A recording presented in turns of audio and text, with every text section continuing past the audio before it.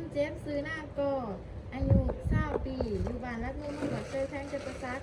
เขามาในห้องหมอในขังวันที่21เดือนหา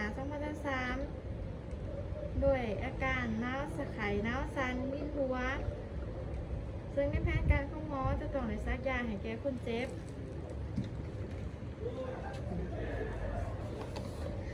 สบายดีเจ๊ซื้อยังเด้ ซื้อก้อนหยา อยู่บ้านได้เด้ ที่บ้านนักเมือง เมืองได้เด้ แล้วก้อนปลาซีเนี่ย โอ้ยแข่งจะภาษาเขาหรือเนาะ แม่น โดยน้องเอมี่ซื้อว่านักเสื้อจะใส่เป็นนักศึกษาการแพทย์จะได้ถือมาซักยาให้เอือเนื่องจากว่าเอือมีอาการไข้น้องครอบปวดยาเด้อเด้อ โดย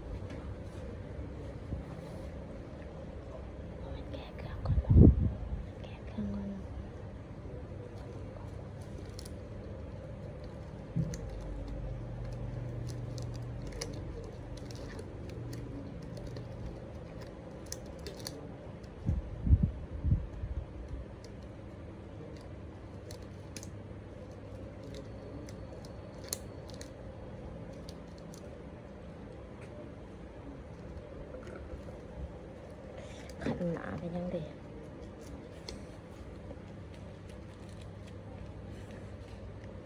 ยวมันเห็นคนนี้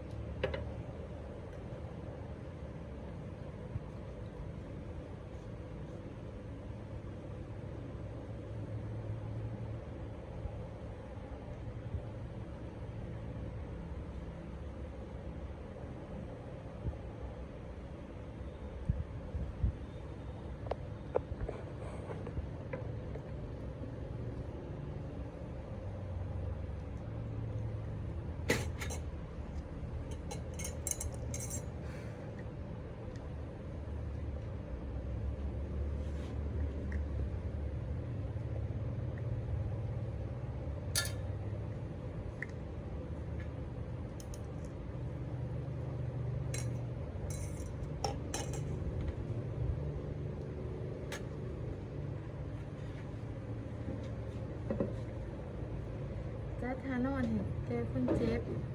ให้นอนในท่าขวางการแบ่งก้นผักส่วนเทิงแม่นจะแบ่งแต่กระดูกอีดีอาร์หาซักกอมผักด้านในแม่นจะแบ่งแต่ซักกอมหากระดูกกกซิดส่วนหลานลุงแม่นจะแบ่งแต่กระดูกกกซิดแบ่งตามห้องกดจนหอดกระดูกกกขาด้านนอกแม่นจะแบ่งแต่กระดูกกกขาหากระดูกอีดีอาร์จะแบ่งออกเป็น4ส่วนจะซักอยู่บริเวณ1/4เบื้องเทิงด้านนอกและซักอยู่บริเวณใจกลางและการซักแมนจะซักอยู่2ไว้1สระคือซักไว้ถอดไว้ปล่อยน้ำยาสระจะจับเข็มอยู่ในมุม45องศา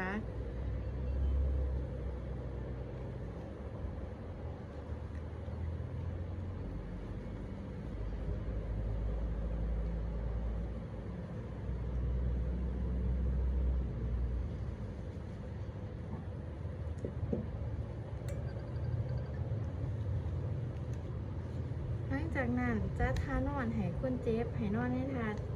ที่สบายแล้วละเลือเอื่อยให้เอื่อยติดตามเบิ่งอาการถามว่ามีอาการแพ้ยาถ้ามีอาการคันตามแขนขาหรือว่าตามบริเวณได้ก็ตามแม่นให้เอื่อยไปเอิ้นหมอที่ห้องฉุกเฉินถ้ามีอาการไข้แม่นให้ญาติพี่น้องเช็ดตัวให้เอื่อยแล้วเขาจะมาเก็บเห็นอุปกรณ์ที่มีคมแมนจะเก็บใส่กระตุกที่ใส่ของแหลมคมเท่านั้นส่วนผ่าแซ่และสำลีเวนจะถิ่มใส่กระซ่าที่เสือ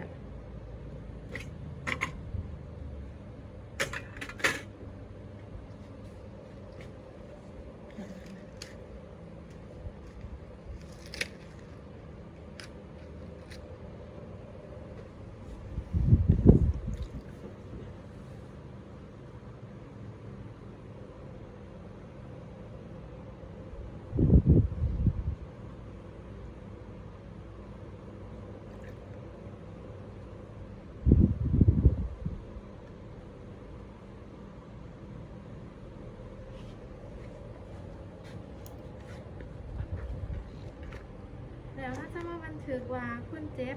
เขาห้องหมอในวันที่เดือนปีใดเวลาอะไรได้จะได้เฮาได้ซักยาหยังให้แก่คนเจ็บเฮาจะได้ซักยาปลาให้แก่คนเจ็บเพราะว่าเป็นยาลดไข้เนื่องจากว่าคนเจ็บมีอาการไข้แล้วเฮาจะให้สุขศึกษา